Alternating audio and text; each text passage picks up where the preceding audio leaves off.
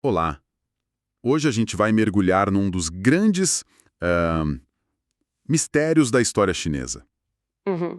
A história que quase todo mundo aprende é que a poderosa dinastia Tang, sabe, um dos auges da civilização, começou a morrer em 755 com uma rebelião assim, devastadora. Exato. É o marco que todo mundo usa. Mas e se esse laudo da autópsia estiver errado?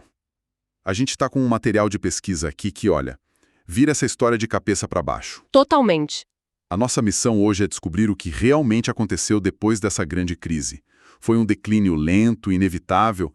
Ou será que, por trás da cortina de fumaça, estava acontecendo algo, sei lá, muito mais complexo? É exatamente aqui que a história fica fascinante. A gente pensa, rebelião, caos, o começo do fim. Sim, é o padrão. Mas o que essa pesquisa sugere é algo assim contraintuitivo. A elite da capital não só sobreviveu, como usou a crise para criar um sistema novo. E talvez até mais eficiente de controle. Mais eficiente. Sim. A ideia de que o império ficou à deriva por 150 anos, ela parece não se sustentar. Na verdade, o que os dados indicam é um poder central que se adaptou de uma forma brilhante, mantendo as rédeas firmes até um colapso final, que foi muito mais súbito e violento do que se imagina. Ok, vamos entender isso melhor. Para começar, a gente precisa ter a dimensão do terremoto que foi essa rebelião de An Lushan. Foi um divisor de águas. Total. An Lushan era um general de fronteira, um favorito do imperador, que em 755 simplesmente virou a mesa. Ele marchou com um exército gigantesco, de 150 mil homens. É um número absurdo para a época. E a velocidade foi assustadora. Em questão de semanas, ele tomou uma das capitais e forçou o imperador a uma fuga humilhante. Foi um trauma nacional. Um trauma com consequências imediatas e, assim, brutais. No noroeste, as defesas ruíram, o império perdeu territórios enormes para tibetanos e uigures. Perdeu o controle das fronteiras. Exato. No nordeste, a região estratégica de Haibei basicamente se desconectou, caindo nas mãos de generais que criaram suas próprias dinastias militares. E a economia? A economia implodiu. Com os registros de impostos e terras queimados, o sistema fiscal inteiro entrou em colapso. Isso abriu uma brecha, sabe, para o surgimento de novos ricos, comerciantes, donos de terras. Gente nova no poder. Exato. Gente que começou a desafiar o poder da antiga aristocracia.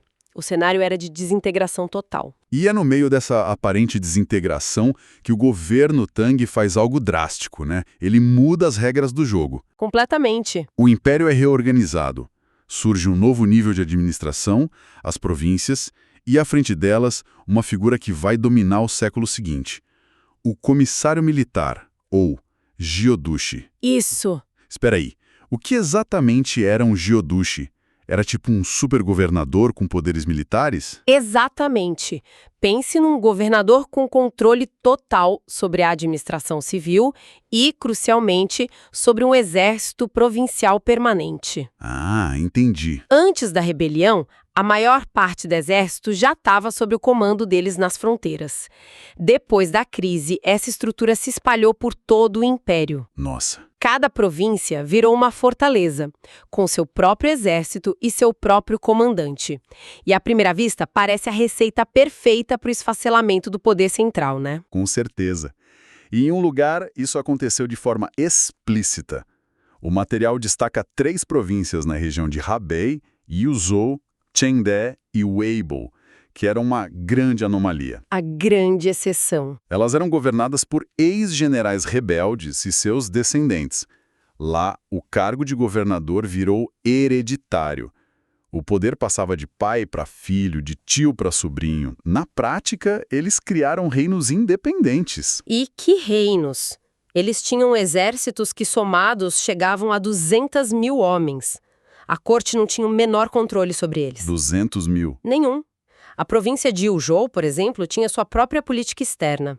Eles negociavam tratados com outros estados, com povos nômades, Sozinhos. sozinhos. Enviam seus próprios diplomatas, sem nem consultar a capital. E economicamente eram autossuficientes, com um comércio vibrante, produção de bens de luxo como a seda. Mas espera um pouco. Se Hebei funcionava como um país separado, porque eles não declararam independência de vez. O que os mantinham, mesmo que só no papel, ligados ao Império Tang. Essa é a grande sacada. E a pesquisa mostra isso de forma muito clara. Uhum. Embora se chamassem de reis Wang, em chinês, eles não criaram feudos no estilo europeu, sabe? Pelo contrário, eles copiaram a estrutura administrativa do próprio Império Tang. Ah, interessante. Eles tinham uma burocracia complexa com funcionários assalariados que eram rotacionados entre os cargos, exatamente como o governo central fazia. Era uma réplica em miniatura do Estado Tang. Então era uma questão de legitimidade. Exato. Manter a fachada de lealdade lhes dava legitimidade e evitava uma guerra total, que seria muito custosa contra o Império. Era um equilíbrio tenso, um Estado dentro do Estado. Certo. Então, temos essa exceção poderosa em Hebei. O resto do Império devia estar seguindo o mesmo caminho de desintegração, certo? A narrativa tradicional é essa. Um declínio lento, com senhores da guerra por toda parte. É aí que a história, que essa pesquisa conta, dá uma guinada. A ideia de militarismo crônico fora de Hebei é, segundo o autor, um exagero. Um exagero. Um grande exagero. A corte Tang não ficou assistindo passivamente. Pelo contrário, especialmente no início do século IX, sob imperadores fortes como Dezong e Xianzong, a gente vê uma contraofensiva inteligente e vigorosa para recentralizar o poder. Ah, então eles reagiram. E tiveram muito sucesso. Por volta de 820, províncias rebeldes importantes em regiões como Shandong e Sichuan foram trazidas de volta para o controle direto da capital, na marra. E como eles fizeram isso? Quais foram as ferramentas que a corte usou para puxar as rédeas de volta? Foram várias estratégias combinadas e muito astutas. Primeiro, o governo central tirou dos governadores o poder de nomear os prefeitos, os administradores das cidades. Certo. A nomeação passou a ser feita diretamente pela capital. Segundo, criaram o cargo de supervisor do exército, que era ocupado por eunucos do palácio. Os eunucos. Sim, eram os olhos e ouvidos do imperador dentro dos quartéis provinciais, monitorando a lealdade dos generais. E terceiro, reformas fiscais que tiraram fontes de renda cruciais das províncias e as enviaram direto para o Tesouro Imperial. Então eles cortaram o poder político e o dinheiro dos governadores. Faz todo sentido. Exatamente. Mas talvez a arma mais poderosa tenha sido o que a fonte chama de precedente de Peidu. Precedente de Peidu. O que é isso? A corte começou a enviar sistematicamente seus burocratas mais experientes e leais, figurões da elite da capital, como o próprio Peidu, para assumir o controle direto das províncias mais rebeldes. Eles não mandavam mais generais, mandavam os seus melhores administradores civis, homens de confiança para governar. Essa é uma teoria ousada, mas onde estão as provas concretas de que essa elite da capital estava mesmo no comando? A prova está nos números e é aqui que a pesquisa fica genial. Vamos lá. Os pesquisadores analisaram quem eram esses governadores, de onde vinham, e o resultado é chocante. Eles compilaram dados de centenas de governadores ao longo de décadas e o padrão que emerge é, assim, inconfundível. E qual é? Fora daquela exceção de Hebei, a esmagadora maioria não eram generais ou senhores da guerra, eram burocratas civis. Nossa, então quando você junta tudo isso, o retrato que emerge é o oposto do que se imagina. E a origem deles? De onde vinham esses homens? Vinham de um círculo muito fechado. Os gráficos mostram que a maioria pertencia a famílias da aristocracia tradicional que serviam ao governo há gerações. Algumas desde antes da própria dinastia Tang. Uau! E o mais importante, eles eram todos conectados por uma densa teia de casamentos. Era um verdadeiro clube do Bolinha governando o império à distância. Que incrível! As províncias não se tornaram um lugar para gente nova subir na vida. Pelo contrário, a velha elite sequestrou esse novo sistema para benefício próprio, transformando os governos provinciais em mais um degrau na sua carreira de poder. E o mais incrível é que esse sistema funcionou. A gente imagina um império caótico à beira do colapso, mas os números mostram o contrário. Exato. Por 50 anos, de 820 a 870, o império viveu um período de estabilidade impressionante. A média de motins por ano era baixíssima, menos de 1. Quase nada. A paz só acaba de vez depois de 880, quando a capital finalmente cai nas mãos de outro rebelde, Huang Chao. Aí sim, o caos se instala e o número de motins triplica. O caso de um governador chamado Wang Chukan ilustra isso perfeitamente. Ele era de uma família leal, serviu fielmente à corte por anos. Mas a partir de 885, com a capital em ruínas e o imperador em fuga, ele simplesmente para de obedecer. A corte manda uma ordem de transferência e ele ignora. Acabou a autoridade. Exato. O centro do poder tinha se desintegrado e só então o sistema provincial ruiu junto. Isso me leva a outra questão. E aquela história de que, nesse período, pessoas de origem humilde, talentosas, podiam ser recrutadas por governadores e ascender na carreira. Havia uma ideia de mobilidade social, né? Pois é, esse é outro grande mito que a pesquisa derruba. Outro mito. Historiadores posteriores olharam para essa época e viram um sistema de recrutamento informal, chamado pizial, como uma coisa boa, um sinal de meritocracia. A ideia era que um governador podia encontrar um sujeito brilhante, em roupas simples, ou seja, pobre, e dar a ele uma chance. Mas não era bem assim, pelo visto. Longe disso.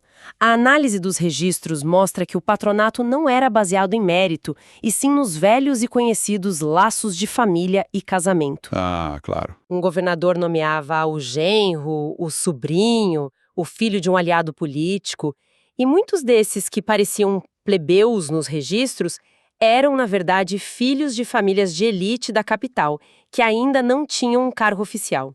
Entendi. O serviço na província não era uma porta de entrada para os de baixo. Era um acelerador de carreira para os que já estavam por cima. Um trampolim para voltar com mais prestígio para a capital, Xangan.